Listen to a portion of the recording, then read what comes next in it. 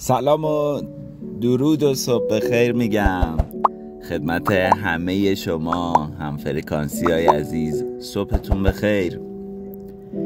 شاید برای بعضی ها این جمله تکراری باشه چون شنیدن، ولی خیلی هم تازه شنونده صدا کوک دل بر دلان شدن و خالی از لطف نیست اگه بگم خدا رو شکر کنیم که دوباره چشمامون رو باز کردیم و خورشید طلایی و وسط آسمون آبی دیدیم. خب نمیدونم چقدر دنبال میکنید صدا کوکای صبحگاهی دل بر دلانو، ولی امروز داشتم قبل از اینکه بخوام این وایس رو ضبط کنم داشتم فکر میکردم که چقدر انرژی مثبت دیگران که دنیای تو هستند، اطراف تو هستند، بیرون از تو هستند میتونه تأثیر مثبت یا منفی یا اسمشو بذاریم مخرب یا سازنده داشته باشه. موضوع این صدا کوک رو میخوام بذارم دهش از طریق گیرش از طریق دهش، اما نه مدلی که معامله بشه، معامله پایا پای بشه، مدلی که بیشتر از این که منطقی باشه احساسیه، بیشتر از این که ذهنی باشه دلیه. حالا امیدوارم که حق مطلب رو بتونم ادا کنم. به یه چیز دیگه هم داشتم فکر میکردم که چه جالب، خیلی اتفاقات توی زندگی میفته در آنی که تو سریع میتونی اونو انتقال بدی از طریق فضای مجازی و شاید فرصت نشه که بری بشینی توی کتابت وارد کنی، توی محتوای حالا جدیتری که میخوای تولید کنی اون رو انتقال بدی. به آنی میتونی دکمه وایس رو بزنی و اون حس و حالت رو با همفرکانسات، با اونایی که به تو گوش میدن، مخاطب تو هستن، سهیم بشی.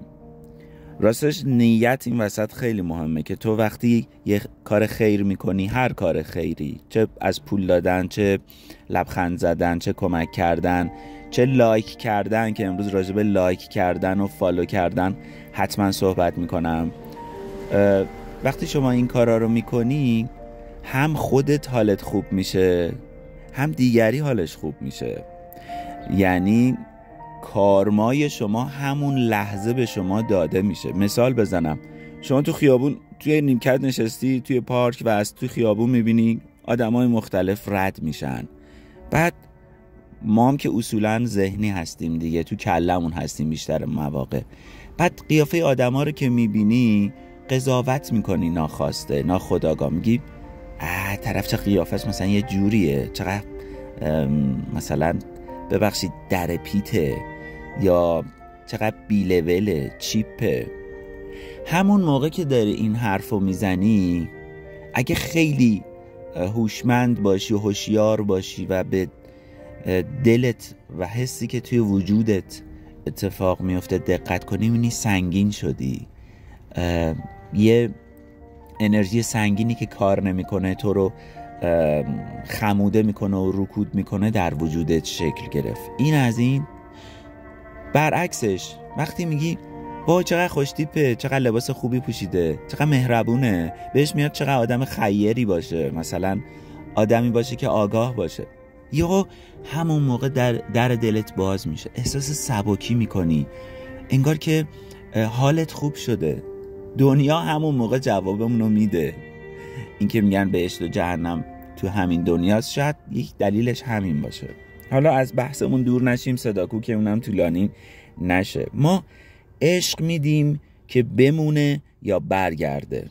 شاید این تیتر مناسب تری باشه برای امروز صبح، چون دیروز با یه عزیزی صحبت میکردم، بسیار بسیار آدم آگاه و هوشیاری بود و خدا رو شکر میکنم که از این آدم ها دور و برم زیاد دارن میشن هر روز. میگفت که من توی زندگیم تا قبلش کنترلگری بودم که حکم میکردم، مثل بچه لوس و نونور پا میکوبیدم به زمین و اون چیزی که میخواستم از پدر مادرم و خانواده دریافت میکردم. یعنی کنترل از طریق ترس، زور، فشار، خشم، عصبانیت به هدفش میرسیده.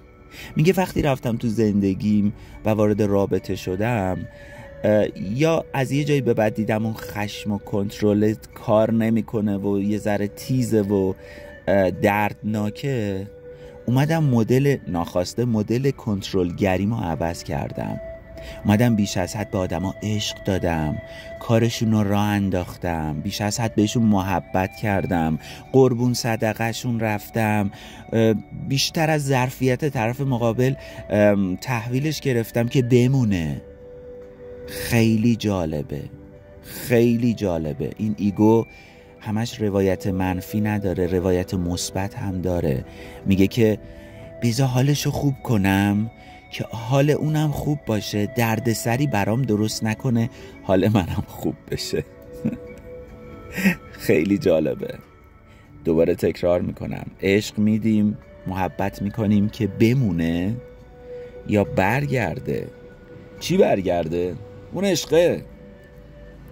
حتی در همین حدم که انتظار داشته باشیم عشق بدیم که عشق برگرده، یه ذره معامله گونه است، ولی باز احتمالاً بهتر از اون ورژنیه که یه جورایی باج مثبت بدیم که طرف بمونه توی رابطه. دارم از رابطه صحبت میکنم.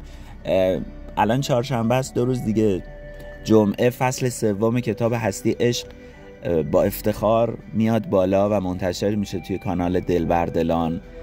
و توی فصل 5 این کتاب که 2 هفته دیگه منتشر میشه مختص این صحبت کردیم. رابطه، ما به زور میخوایم توی رابطه‌ای بمونیم که شاید 10 تا چیزش برامون کار نمیکنه یا یه دونش برامون کار میکنه، ولی خودمون رو به اون یه دونه میفروشیم و میمونیم.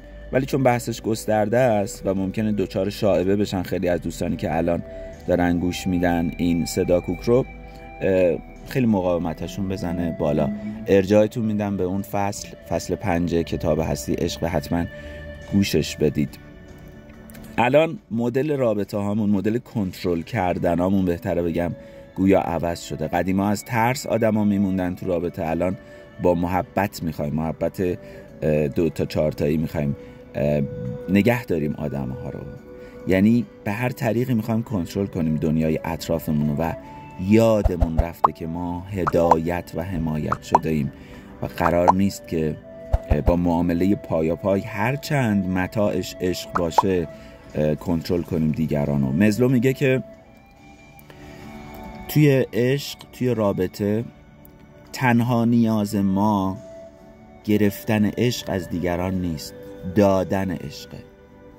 و اگر فقط به این نیاز بپردازیم همه روابط درست میشه. همه روابط 100% مسئولیتش میفته رو دوش یه نفر. من به عنوان یکی از اون 2 نفری که توی رابطه هستم تصمیم میگیرم فقط عشق بدم و اگه اونم رو خودش کار کنه و تصمیم میگیره فقط عشق بده، هر دو سیرابیم. نیازی نیست منتظر باشیم کسی که خودش خوشحال نیست تو زندگیش ما رو خوشحال کنه. اون اگه میتونست خوشحال باشه خودش رو خوشحال میکرد. و این بحث یه ذره گسترده است. خیلی برام جالب بود که الان خیلی ها رفتن اسمش هم میذارن هوشمندی، سمت مدل شیک و مجلسی نگه داشتن رابطه.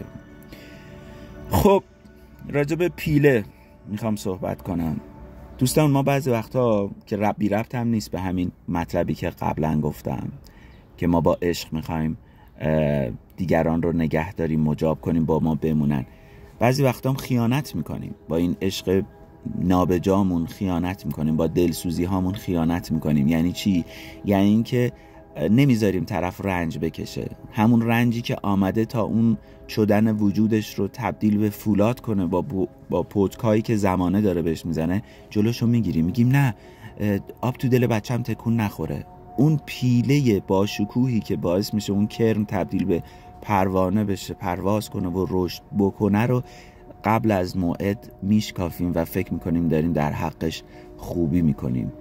در حقیقت داریم خیانت میکنیم، بهش اجازه ندادیم رشد کنه، قوی بشه و بعداً اتفاقاً وبال گردنت میشه، چون باید جور کمبودهای اون رو تو هم بکشیم. توی فصل 3 که پس فردا منتشر میشه، اسمش ذهنه و خیلی دوست دارم که شما هم این فصل رو گوش بدید و ببینید ترس‌های ما که ترمزهای بزرگ زندگی ما هستن چه بلاهایی ممکنه سر ما بیارن. یه مثال بامزه داره این فصل، میگه که سرعت شیر 60 مایل در ساعته ولی سرعت بزکوهی 70 مایل در ساعته. یعنی سرعت بزکوهی از شیر بیشتره، 10 مایل بیشتره. بعد میگه پس چرا بزکوهی اسیر یا شکار میشه توسط شیر با اینکه سرعتش بیشتره؟ جالب جوابش، تأمل برانگیزه. میگه بزکوهی چون بر میگرده با استرس هی پشت سرش رو نگاه میکنه، تمرکزش از جلو و فرار کردن خدشه‌دار میشه و مثل بز تو چنگ شیرهای زندگی میافتیم، تو چنگ اژدهای زندگی میافتیم و همون ترس ماست. وقتی که ما میترسیم تمرکزمون کم میشه و اون وقت محکوم به شکار شدنیم، محکوم به فنا هستیم.